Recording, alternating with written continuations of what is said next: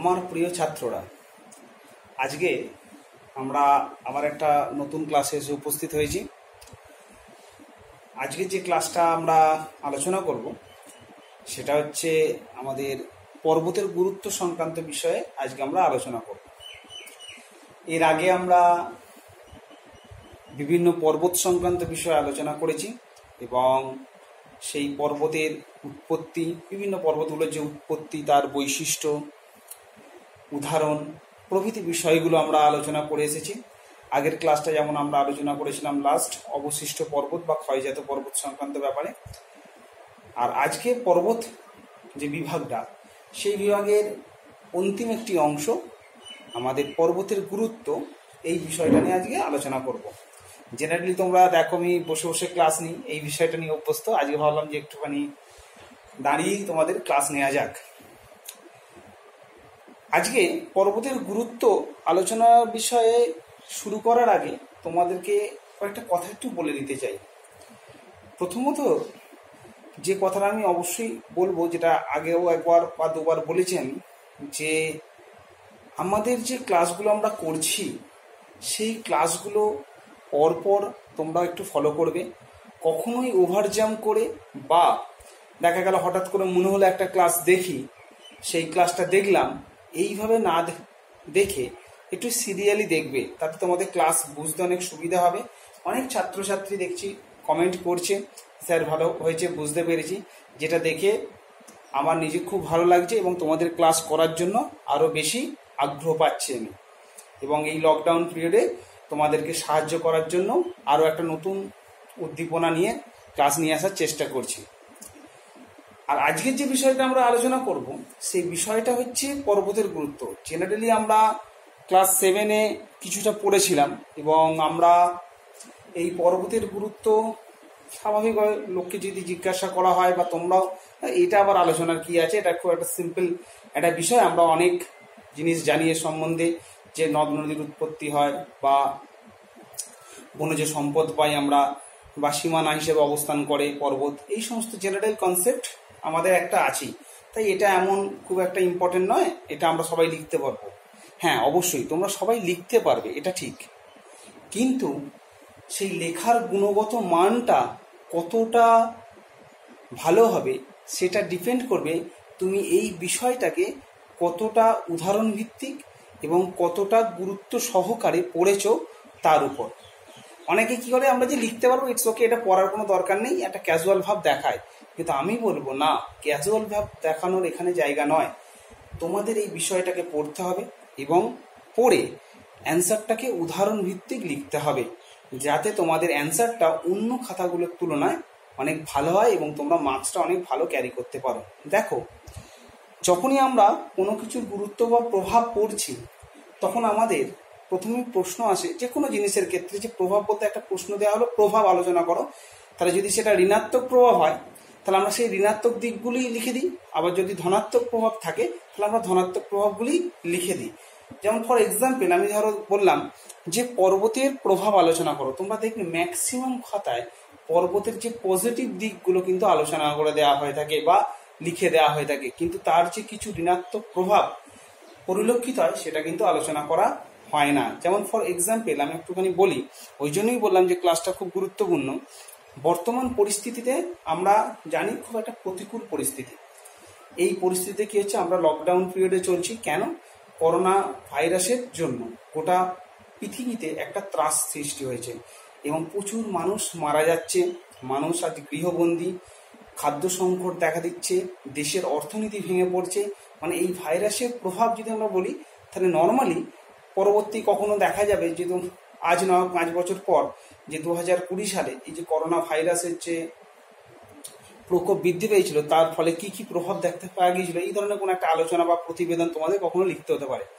দেখো, আমরা কিন্তু নেগেটিভ দিকটাই কেবলমাত্র বলছি এবং সত্যি প্রচণ্ড পরিমাণ নেগেটিভ দিক, মানুষের প্রচুর কষ্ট হচ্ছে, আমরা আজকে গৃহবন্দী এবং তোমাদের এইভাবে ক্লাস নিতে হচ্ছে, তোমাদের স্কুল কলেজ এগুলো সব বন্ধ, মানুষের অর্থনৈতিক জীবন বিপর্যস্ত, প্রত্যেকটাই নেগেটিভ দিক, ম্যাক্সিমামটাই নেগেটিভ দিক। কিন্তু কোনো কি পজিটিভ প্রভাব আমরা দেখতে পাই এই পরিস্থিতিতে? যদি বলা হয় তাহলে হ্যাঁ, সেটা প্রত্যক্ষ বা পরোক্ষ হোক, একটা পজিটিভ বা দুটো পজিটিভ প্রভাব আমরা দেখতে পাই। কি ধরনের পজিটিভ প্রভাব? দেখো, তোমরাও হয়তো পড়েছো বিভিন্ন আর্টিকেলে বা বিভিন্ন নিউজ পেপারে তোমরা দেখেছো, এই যে বর্তমান পরিস্থিতিতে যে লকডাউন পিরিয়ড চলছে, আমাদের দেখা যাচ্ছে মানুষ সব গৃহবন্দী, তাহলে যানবাহন বন্ধ, মানুষের কার্যাবলী অনেক কম হচ্ছে, তুলনামূলক অনেক কম হচ্ছে। এই পিরিয়ডে কিন্তু দেখা যাচ্ছে পৃথিবী কিন্তু রিকভার করছে। কেন? তার কারণ আমাদের কার্যাবলীর ফলে পৃথিবীর যে অবনমন হয়েছিল, পৃথিবীর গুণগত মান যে হ্রাসপ্রাপ্ত হয়েছিল, সেই গুণগত মানটা একটু একটু করে ফিরে আসছে বলে ভূবিজ্ঞানীদের ধারণা। এক্সাম্পল হিসেবে বলি, তোমরা দেখবে নিউজ পেপারে বিভিন্ন আর্টিকেলে দেখেছো যে ওজোন স্তরে যে ওজোন হোল তৈরি হয়েছিল, সেই ওজোন হোলটা অনেকটা সেরে উঠেছে। তার কারণ এখন যেহেতু কলকারখানা লকডাউন পিরিয়ডে বন্ধ, যানবাহন বন্ধ, তার ফলে কি হচ্ছে, দূষণ মাত্রা অনেক কমে গেছে। পরিবেশ দূষণ মাত্রা কমে যাওয়ার ফলে দেখা যাচ্ছে যে ওজোন হোল অনেকটা সেরে উঠেছে। তোমরা হয়তো নিউজ পেপারে দেখেছো বিভিন্ন ছবি, যে সমুদ্র উপকূলবর্তী অঞ্চলগুলোতে বিভিন্ন প্রাণী বা পরিযায়ী পাখি এসে বসছে, যেটা যখন মানুষ নিজের কর্মব্যস্ত জীবনে থাকে বা মানুষ যখন এই কর্মমুখর জীবনে কলকারখানা থেকে আরম্ভ করে যানবাহন প্রচুর চলে, তখন কিন্তু তাদের দেখতে পাওয়া যায় না। অর্থাৎ প্রকৃতি নিজের মতো করে একটা কিন্তু আনন্দ করছে, যার একটা পজিটিভ দিক আমরা কিন্তু দেখতে পাচ্ছি। অর্থাৎ দেখা যাচ্ছে গ্লোবাল ওয়ার্মিং এর মাত্রা অনেকটা কমেছে। এই এতগুলো ঘটনা কেন বললাম? তার কারণ হচ্ছে ওই যে বললাম, অ্যান্সার লেখার ক্ষেত্রে আমার খাতাটা যে অন্যদের তুলনায় আলাদা করতে গেলে তোমার বিষয় সম্পর্কে কিন্তু যথেষ্ট দক্ষতা অর্জন করতে হবে, নালে কিন্তু হবে না। তাই দেখো, এই করোনা প্রকোপে আমাদের টোটাল বিশ্ব কিন্তু একটা মানে কি বলবো, সংকটের মধ্যে দিয়ে যাচ্ছে। সবই ঠিক আছে, প্রচুর মানুষ কষ্ট পাচ্ছে, অর্থনীতি ভেঙে পড়ছে, কিন্তু কোথাও না কোথাও প্রকৃতি কিন্তু তার যে স্বাভাবিকতা অনেকটা যে হারিয়ে ফেলেছিল, সেই স্বাভাবিকতাটা কিছুটা ফিরে পাচ্ছে। তাহলে এটা একটা পজিটিভ প্রভাব আমরা বলবো এই মুহূর্তে। ক্লিয়ার? এক্স্যাক্টলি আমরা পর্বত পড়ার ক্ষেত্রেও আমরা এই জিনিসটাই দেখব, যে পর্বতের গুরুত্ব পড়তে গিয়ে আমরা জানি পর্বতের অনেক পজিটিভ দিক আমরা দেখতে পাই, তার সাথে সাথে কিন্তু এরও কিন্তু নেগেটিভ কিছু বিষয় দেখতে পাওয়া যায়। আর একটা কথা সবসময় মনে রাখবে, ঋণাত্মক বিষয়গুলো থাকা অর্থ হচ্ছে তবেই আমরা কিন্তু পজিটিভ দিকগুলো কতটা ভালো করে আমাদের জীবনকে বা আমাদের প্রকৃতিকে প্রভাব বিস্তার করে সেটা কিন্তু আমরা বুঝতে পারি। এটা মাথায় রাখতে হবে। নেগেটিভনেস যতটা দেখবে দেখা যায়, তার পরিপ্রেক্ষিতে আমরা যদি পজিটিভ বিষয়গুলোকে আমরা আলোচনা করি, তাহলে পজিটিভ বিষয়গুলো কতটা আমাদের জীবনকে বা আমাদের প্রকৃতিকে প্রভাবিত করে সেটা কিন্তু বোঝা যায়। দেখা যাক, প্রথম যে বিষয়টা আমরা পর্বতের ক্ষেত্রে ফার্স্ট পয়েন্ট আমরা যদি করি, তাহলে দেখা যায় একটা আন্তর্জাতিক সীমানা হিসেবে পর্বতের অবস্থান পরিলক্ষিত হয়। এটা একটা ফার্স্ট পয়েন্ট আমরা করতে পারি। দেখো, আমরা যদি আমাদের ভারতের পরিপ্রেক্ষিতে আলোচনা করি, তাহলে আমরা কি দেখতে পাই, যে নর্মালি আমাদের ভারতের একটি অন্যতম পর্বতমালা হচ্ছে হিমালয় পর্বতমালা, যেটা কিন্তু আমাদের দেখা যায় একদম উত্তরে, ভারতের উত্তরে পশ্চিম থেকে পূর্বে অর্ধচন্দ্রাকৃতি আকারে অবস্থান করছে। তাহলে এই পর্বতের অবস্থান ভারতের কয়েকটা দেশের সঙ্গে কিন্তু আন্তর্জাতিক সীমানা হিসেবেও অবস্থান করছে। যেমন ধর আমি চীনের কথা বলতে পারি, বোঝা না গেল? আর কি, আমরা ইতিহাস পড়েছি যে তখন আমরা ইতিহাসে দেখতাম যে পর্বতের অবস্থান কি হতো, বহিঃশত্রুর আক্রমণ থেকে কিন্তু দেশকে রক্ষা করতো। এই হিমালয় পর্বতমালাও কিন্তু একই ভূমিকা পালন করেছে। বোঝা না গেল? তাহলে এই যে দেখো, আন্তর্জাতিক সীমানা হিসেবে অবস্থানের ক্ষেত্রে এবং বহিঃশত্রুর আক্রমণ প্রতিহত ক্ষেত্রে আমরা ভারতের প্রেক্ষাপটে হিমালয় পর্বতমালার উদাহরণটা দিলাম। সেকেন্ড পয়েন্ট কি, জলবায়ু নিয়ন্ত্রণের ক্ষেত্রে খুব গুরুত্বপূর্ণ একটা বিষয়, যে জলবায়ু নিয়ন্ত্রণ ক্ষেত্রে পর্বতের কি প্রভাব। আমরা প্রথমেই বলে রাখি যে আমরা পর্বতের দুটো অংশ দেখতে পাই। সেই দুটো অংশের মধ্যে একটা হচ্ছে প্রতিবাত অংশ আর একটা হচ্ছে অনুবাত অংশ। প্রতিবাত অংশে কি হয়, দেখা যায় যে আমাদের উষ্ণ আর্দ্র বায়ু বাধাপ্রাপ্ত হয়ে বৃষ্টিপাত ঘটায়। অপরদিকে অনুবাত অংশে কিন্তু দেখা যায় যে বৃষ্টিহীন হয়। ক্লিয়ার? তাহলে সেখানে বৃষ্টির ছায়া অঞ্চল অবস্থান করছে। তাহলে দেখো, একই পর্বতের দুটো অংশে আমরা দু ধরনের কিন্তু আবহাওয়া এবং জলবায়ুগত বিষয় দেখতে পাচ্ছি। আর কি, আমরা দেখি আমরা পর্বতের উচ্চতা কোথা থেকে শুরু হয়, 1000 মিটারের বেশি হলে আমরা পর্বত বলতে আরম্ভ করি। ঠিক আছে, বিভিন্ন পর্বতের উচ্চতা অনেক বেশি। তাহলে সেই পর্বতের তলদেশ থেকে উপর পর্যন্ত একদম শীর্ষদেশ পর্যন্ত বিভিন্ন অংশে, অর্থাৎ 1000 থেকে 2000 বলো, 2000 থেকে 3000 বা 4000 থেকে 6000, এইরকম ধরো বিভিন্ন অংশে আমাদের কিন্তু জলবায়ুগত পার্থক্য পরিলক্ষিত হয়। ফর এক্সাম্পল হিসেবে আমি বলি, তোমরা যখন ক্লাস 10-এ উঠবে, যেহেতু এটা 9-এর ক্লাস, আমি অত ডিটেলসে এইগুলার ব্যাখ্যা করছি না, 10-এ দেখবে হিমালয় পর্বতমালা ভারতের জলবায়ুর ক্ষেত্রে কি প্রভাব বিস্তার করেছে তার একটা প্রশ্ন থাকে। সেখানে দেখা যায় হিমালয়ের একদম তলদেশ থেকে শীর্ষদেশ পর্যন্ত, মানে সর্বোচ্চ অংশ পর্যন্ত আমরা বিভিন্ন প্রকার জলবায়ু দেখতে পাই, এবং সেই জলবায়ুর প্রেক্ষাপটে আমরা বিভিন্ন প্রকার উদ্ভিদ দেখতে পাই। যেমন ধরো একদম নিচু থেকে উপর দিকে যদি যাই, চিরহরিত উদ্ভিদ থেকে আরম্ভ করে পর্ণমোচী সরলবর্গীয় থেকে আরম্ভ করে একদম আলপাইন ময়দান পর্যন্ত, এই পর্যন্ত উদ্ভিদের বিন্যাস আমরা দেখতে পাই। কারণ জলবায়ু যে বিন্যাস সেটা উদ্ভিদের বিন্যাসকে প্রভাবিত করে থাকে।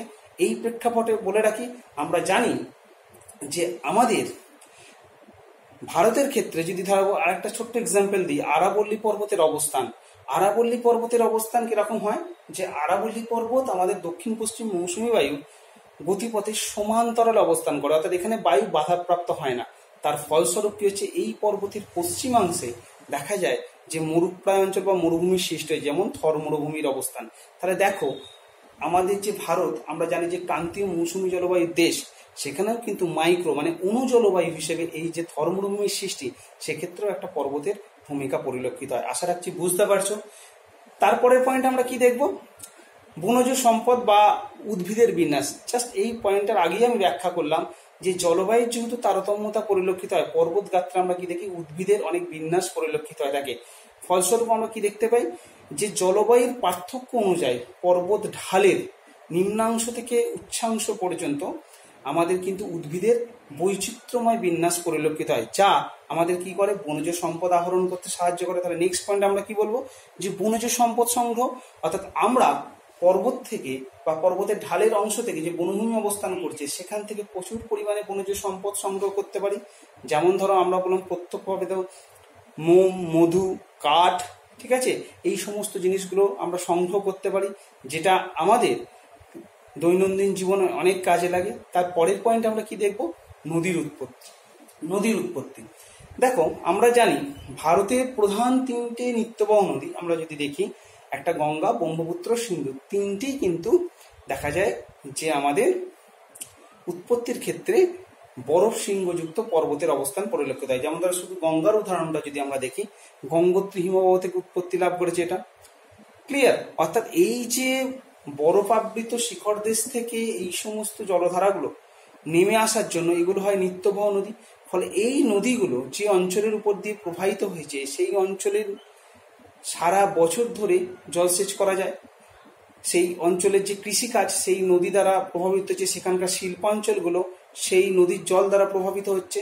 ফলে আমরা দেখতে পাচ্ছি যে এই যে বরফ কলা জলে পুষ্ট নদীগুলো যে পর্বত থেকে উৎপত্তি লাভ করছে, তাদের মাধ্যমে নিত্যবহতার জন্য সেটা আমাদের মানব জীবনকে গভীরভাবে প্রভাব বিস্তার করছে। আবার দেখো এই নদীগুলোর প্রত্যেকটা নদীর ক্ষেত্রে আমাদের যেগুলো আদর্শ নদী, যার 3টে গতিপথ দেখতে পাই, তাই সেই নদীর গতিপথের উচ্চগতি অঞ্চলটা যেখানে সংকীর্ণ, সেখানে আমরা বিভিন্ন বহুমুখী নদী উন্নয়ন পরিকল্পনার মাধ্যমে জলবিদ্যুৎ উৎপাদন করতে পারি।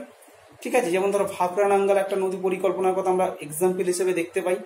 ঠিক আছে, তাহলে এইভাবে আমরা নদীর উৎপত্তি এবং নদীর যে প্রভাব, সেটাও আমরা কিন্তু দেখতে পাচ্ছি যে পর্বত দ্বারা কিন্তু প্রভাবিত হচ্ছে। এরপর কি, শিল্পের ক্ষেত্রে দেখো, যেহেতু পার্বত্য অঞ্চল, তার মানে এখানে যে আমাদের মিনারেল বেসড যে ইন্ডাস্ট্রিগুলো হয়, অর্থাৎ খনিজ ভিত্তিক শিল্প, তার কিন্তু বিকাশ তুলনামূলকভাবে কম দেখতে পাওয়া যাবে। এবং এটা হচ্ছে পার্বত্য অঞ্চলের একটা নেগেটিভ দিক। ওই জন্য আমরা বললাম যে অনুকূল এবং প্রতিকূল দুটো ব্যাপার দেখতে পাবো। পজিটিভ যে জিনিসগুলো আমরা দেখছি, তার মধ্যে আমরা তাহলে শিল্প কেন বললাম, অবশ্যই পর্যটন শিল্পের কথা বলবো। তোমরা দেখো গ্রীষ্মের ছুটি পড়লে, ধরো এবছরটা হয়তো সম্ভব হলো না, কারণ লকডাউন চলছে, বিভিন্ন ধরনের প্রতিবন্ধকতা চলছে। নাহলে আমরা কি হয়, প্রত্যেক বছর যখন আমাদের স্কুলে গ্রীষ্মের ছুটি পড়ে, তখন আমরা কি করি, যে গ্রীষ্মের ছুটিতে একটা ঠান্ডা জায়গায় বেড়াতে যাওয়ার পরিকল্পনা করে বাড়ির লোকজন, এবং সেটা সবসময় কোথায় হয়, পার্বত্য অঞ্চলে। এবং সেখানে আমরা বেড়াতে যাই এবং সেখানে বিভিন্ন জায়গায় ঘোরাফেরা করি, অর্থাৎ সেখানকার পর্যটন শিল্প, অর্থাৎ পার্বত্য অঞ্চলগুলোতে পর্যটন শিল্পের ক্ষেত্রে খুব গুরুত্বপূর্ণ ভূমিকা পালন করে থাকে। আর কি, এখানকার যে বনজ সম্পদগুলো আমরা পাই, সেগুলো মূলত আমাদের খাদ্য প্রক্রিয়াকরণ শিল্পের ক্ষেত্রে খুব গুরুত্বপূর্ণ ভূমিকা পালন করে। যে মোম পাচ্ছি, যে মধু পাচ্ছি, যে মধু পাই আমরা, সেগুলো প্রসেসিংয়ের মাধ্যমে আমরা জানি যে খাদ্য প্রক্রিয়াকরণ শিল্পেতে খুব গুরুত্বপূর্ণ ভূমিকা পালন করে। তোমরা যখন পশ্চিমবঙ্গ পড়বে সেখানে এই খাদ্য প্রক্রিয়াকরণ শিল্প সম্পর্কে দেখবে লেখা আছে। যেমন ধরো খাদ্য প্রক্রিয়াকরণ শিল্পের মধ্যে তোমাদের খুব কমন যে জিনিসটা আমি যদি বলি, চিপস যে তোমরা খাও সেটা হচ্ছে খাদ্য প্রক্রিয়াকরণ শিল্পের মাধ্যমেই আসে, অর্থাৎ কাঁচামালকে রূপান্তরের মাধ্যমে এবং তার গুণগত মানটাকে রক্ষা করার মাধ্যমে যখন আমরা প্যাকেটিং করে যে শিল্প ব্যবস্থাটাকে আমরা দেখি, সেটাকে আমরা দেখি যে খাদ্য প্রক্রিয়াকরণ শিল্পের অন্তর্ভুক্ত। তোমরা যে চকলেট খাও সেগুলোও এই খাদ্য প্রক্রিয়াকরণ শিল্পের অন্তর্ভুক্ত। তাহলে এক্স্যাক্টলি আমরা এই জিনিসগুলো কিন্তু পর্বতের একটা প্রভাব হিসেবে দেখি এবং সেগুলো প্রত্যেকটাই কিন্তু পজিটিভ প্রভাব হিসেবে আমরা দেখতে পাই। আর কি, আর যেটা দেখতে পাই, বাগিচা কৃষি পরিলক্ষিত হয়। অর্থাৎ এই যে পার্বত্য অঞ্চলে আমরা বাগিচা কৃষির প্রধান দুটি ফসল যদি কথা বলি, তাহলে তোমরা বুঝতে পারবে। আমরা অনেক সময় দার্জিলিং বেড়াতে গেছি, কোচবিহার ওই জায়গাটা বেড়াতে গেছি, বা বিভিন্ন পাহাড়ি অঞ্চলে মানালি বা আদার্স যে ধরো কুলু এই সমস্ত, বা সিমলা বেড়াতে গেছি। এই সমস্ত অঞ্চলগুলোতে দেখা যায় যে চা চাষ এবং কফি চাষ বাগিচা কৃষির অন্যতম দুটো ফসল আমরা এখানে দেখতে পাই। তাহলে যেটা এখানকার মানুষের যেমন কাজের যোগান দেয়, তেমন এই যে দুটো উপাদানের কথা আমি বললাম, চা এবং কফি, তার বিশ্বব্যাপী চাহিদা কিন্তু দেখা যায় যে চা শিল্প ক্ষেত্রে যেমন গুরুত্বপূর্ণ ভূমিকা পালন করে থাকে, তেমন কফি উৎপাদনের ক্ষেত্রেও খুব গুরুত্বপূর্ণ ভূমিকা পালন করে থাকে। তোমরা জানো যে দার্জিলিং এর বিখ্যাত যে চা সেটা জগৎ খ্যাত। তাহলে এই যে বাগিচা কৃষি, এটাও কিন্তু আমরা পার্বত্য অঞ্চলে দেখতে পাই। আশা রাখছি পর্বতের, তাহলে এই এতগুলো যে বিষয় আমি পরপর বললাম, সেটা কিন্তু পর্বতের আমরা অনুকূল প্রভাব হিসেবেই দেখি। তাহলে কি এর কোনো কি প্রতিকূলতা নেই বা প্রতিকূল প্রভাব নেই? অবশ্যই আছে। তোমরা জানো আমরা যখন ছোটবেলায় পড়েছিলাম তখন আমরা কি দেখেছিলাম, যে মানুষের যে জীবনযাত্রা সেটা তার ভূপ্রকৃতি দ্বারা প্রভাবিত হয়ে থাকে। যেমন ধরো আমরা সমভূমি অঞ্চলের মানুষের নেচার, বা সমভূমি অঞ্চলের মানুষের পোশাক আশাক, বা সমভূমি অঞ্চলের মানুষের যে কালচার বা পরিশ্রম করার ক্ষমতা নিশ্চয়ই মালভূমি বা পার্বত্য অঞ্চলের তুলনায় অনেক বেশি সহজ হবে। তার কারণ পার্বত্য ও মালভূমি অঞ্চলগুলো কি হয়, ভূপ্রকৃতি অত্যন্ত বন্ধুর ভূপ্রকৃতি হয়। সেখানে মানুষকে অনেক কষ্ট করে কিন্তু তার জীবন সংগ্রামে বেঁচে থাকতে হয়ে থাকে। যেমন ধরো আমরা বললাম আমাদের সমভূমি অঞ্চলে ধরো 50 কিলোমিটার রাস্তা যাওয়ার জন্য আমরা কোনো একটা কারে করে যাচ্ছি, আমাদের যতটা ক্লান্তি লাগবে পার্বত্য অঞ্চলে কিন্তু তার থেকে অনেক বেশি ক্লান্তি লাগবে, এবং সেখানে গাড়ি ভাড়ার পরিমাণও অনেক বেশি হবে। 2 নম্বর কথা হচ্ছে গাড়ির যে জার্নিটা অনেক বেশি কিন্তু কষ্টকর হবে এবং সময়ও অনেক বেশি লাগবে। তাহলে কি হচ্ছে, ভূপ্রকৃতির তারতম্যতা আমাদের কিন্তু মানব জীবনকেও প্রভাবিত করে। সুতরাং পর্বতের ক্ষেত্রেও কিছু প্রতিকূল প্রভাব আমরা কিন্তু দেখতে পাই। তাহলে আগেরগুলো যেগুলো বললাম অনুকূল প্রভাব, প্রতিকূল প্রভাবগুলোর মধ্যে প্রথমেই ধরো আমি গাড়ির কথা যেহেতু বললাম, যেহেতু পার্বত্য অঞ্চল বন্ধুর ভূপ্রকৃতিযুক্ত অঞ্চল, তার মানে এখানে যোগাযোগ ব্যবস্থা কিন্তু অনুন্নত প্রকৃতির হবে। অর্থাৎ এখানে যোগাযোগ ব্যবস্থার মাধ্যম হিসেবে দেখা যাবে একটা নির্দিষ্ট দূরত্ব পর্যন্ত আমরা হয়তো রেলপথ স্থাপন করলেও পরবর্তী যে যাওয়ার যে বিষয়টা, নয় সড়ক পথ নয় হেলিকপ্টারের মাধ্যমে আমাদেরকে যেতে হয়। তাহলে এটা তোমরা বিভিন্ন জায়গায় বেড়াতে গিয়ে নিজেরাও অনেকেই দেখবে যে বাস্তবভাবে উপলব্ধি করতে পেরেছো, যে আমাদের নয় পায়ে হেঁটে যেতে হবে কিছু কিছু জায়গায়, নয় আমাদের হেলিপ্যাডে যেতে হবে। যাদের সামর্থ্য থাকে তাদেরকে হেলিপ্যাডে করে নিয়ে যাওয়া হয়। যেমন ধরো আমি বললাম কেদারনাথ দর্শন, অনেকে কি মানুষ কি হেঁটে যেতে হয়, কারণ তাদের সামর্থ্য অনেকে কুলোয় না, অনেকে ভক্তির জন্য হেঁটে যায়। আর যাদের সামর্থ্য থাকে তারা কিন্তু হেলিকপ্টারে করে কেদারনাথ দর্শন করতে যায়, সেখান থেকে সামান্য একটুখানি হেঁটে মূল গন্তব্যে পৌঁছায়। তাহলে যোগাযোগ ব্যবস্থাটা কিন্তু পার্বত্য অঞ্চলে যথেষ্ট অনুন্নত। সেকেন্ড পয়েন্ট, কৃষি। যেহেতু আমাদের এখানে ভূপ্রকৃতি বন্ধু, ঢেউ খেলানো ঢাল অত্যন্ত বেশি, তাই স্বাভাবিকভাবে যে কৃষিকাজ সমভূমির মতো এখানে করা সম্ভবপর নয়। তাই কৃষিকাজ কিন্তু এখানে খুব একটা বেশি উন্নত নয়। কেবলমাত্র দেখা যায় পার্বত্য ঢালে কিছু ফল চাষ করা হয়ে থাকে, এবং বর্তমান দিনে ধাপ চাষের মাধ্যমে বা সমোন্নতি রেখা চাষের মাধ্যমে, এই সমোন্নতি রেখা চাষ কথাটা ব্যাখ্যা আমি করলাম না, এটা পরে তোমরা দেখবে যে মৃত্তিকা ক্ষয় প্রতিরোধের জন্য পার্বত্য অঞ্চলের ধাপে আমাদের সমোন্নতি রেখা অনুযায়ী, সমোন্নতি রেখা মানে হচ্ছে যে রেখার মাধ্যমে আমি ভূমিভাগের উচ্চতা নির্ণয় করা হয়, সেই রেখার অনুযায়ী চাষাবাদ করা হয় যাতে মৃত্তিকা ক্ষয় প্রতিরোধ করা যায়। এই আধুনিক পদ্ধতিগুলো ব্যবহার করে কিছু পরিমাণ চাষাবাদ করা গেলেও তা কিন্তু সমভূমির মতো এত ব্যাপক আকারে নয়। তাই কৃষিকাজের ক্ষেত্রে আমরা দেখতে পাই প্রতিকূলতা পরিলক্ষিত হয়। প্রাকৃতিক বিপর্যয়, আমরা পার্বত্য অঞ্চলে যখন বেড়াতে যাই কখনো কখনো কারো এরমও অভিজ্ঞতা আছে যে হয়তো দেখা গেল আমরা রাস্তা দিয়ে যাচ্ছি, হট করে কোনো একটা জায়গায় ল্যান্ডস্লাইড হয়েছে, ফলে যে রাস্তাটা আমাদের 1 ঘন্টায় পৌঁছানো যেত হয়তো দেখা গেল 4 ঘন্টা 5 ঘন্টা আমরা গাড়িতেই বসে আছি। এরকম অভিজ্ঞতা অনেকের আছে। তাহলে শুধুমাত্র ধস নয়, ভূমিকম্প প্রবণ অঞ্চল হতে পারে। তারপর এই অঞ্চলে আমরা দেখতে পাই যে তার সাথে সাথে আমাদের এই অঞ্চলে শিলাপাত, মানে হচ্ছে ধসেরই আর একটা ভাগ, শিলাপাত পরিলক্ষিত হতে পারে। আর কি দেখতে পাবো আমরা নর্মালি এই সমস্ত অঞ্চলগুলোতে? হরপাবান দেখতে পাবো। হরপাবানের যেমন কেদারনাথের এক্সাম্পলটা আমরা তোমাদের বলতে পারি, তোমরা যারা ভিডিও ক্লিপিংস দেখেছো যে কেদারনাথে কি ধরনের বিপর্যয় নেমে এসেছিল, এই ধরনের প্রাকৃতিক যে বিপর্যয়মূলক ঘটনাগুলো কিন্তু আমরা এখানে দেখতে পাই। আর একটা পয়েন্ট আমি বলবো যে বৃহৎ শিল্পের অভাব, যেটা আমি তোমাদের খাদ্য প্রক্রিয়াকরণ শিল্প পড়ানোর সময় বলেছিলাম যে এখানে কিন্তু যে বনজ সম্পদগুলো পাওয়া যায়, যে ফল চাষগুলো হয়, সেগুলোর উপর ভিত্তি করেই শিল্প গড়ে উঠেছে। এবং আরেকটা শিল্প পর্যটনকে বেশ করে গড়ে উঠেছে। কিন্তু মিনারেল বেস, মানে বৃহৎ আকারে যে বড় বড় শিল্প স্থাপন করার পরিবেশ কিন্তু পার্বত্য অঞ্চলে পরিলক্ষিত হয় না। তাই এখানে বৃহৎ শিল্পের কিন্তু অভাব পরিলক্ষিত হয়। আশা রাখছি তোমরা এই প্রতিকূল প্রভাবগুলো দেখতে পেলে এবং আমি যেগুলো বললাম তোমরা মন দিয়ে শুনলে। তাহলে অ্যান্সার লেখার ক্ষেত্রে দেখো আমি প্রত্যেকটা কিন্তু পয়েন্ট কি অনুকূল কি প্রতিকূল পড়ানোর ক্ষেত্রে কিন্তু এক্সাম্পল দেওয়ার চেষ্টা করেছি। তোমরাও কিন্তু উত্তর লেখার ক্ষেত্রে কিন্তু অবশ্যই এক্সাম্পল দেবে। যেমন জলবায়ুর প্রভাবের ক্ষেত্রে পর্বতের অবস্থান দিয়ে এক্সাম্পল দেবে, অঞ্চলের নাম লিখবে, যেমন একটা খুব সুন্দর করে আমি বললাম সেটা। তাহলে এইভাবে এক্সাম্পল বেস লিখলে তবেই তোমার অ্যান্সারের গুণগত মানটা কিন্তু বৃদ্ধিপ্রাপ্ত হবে।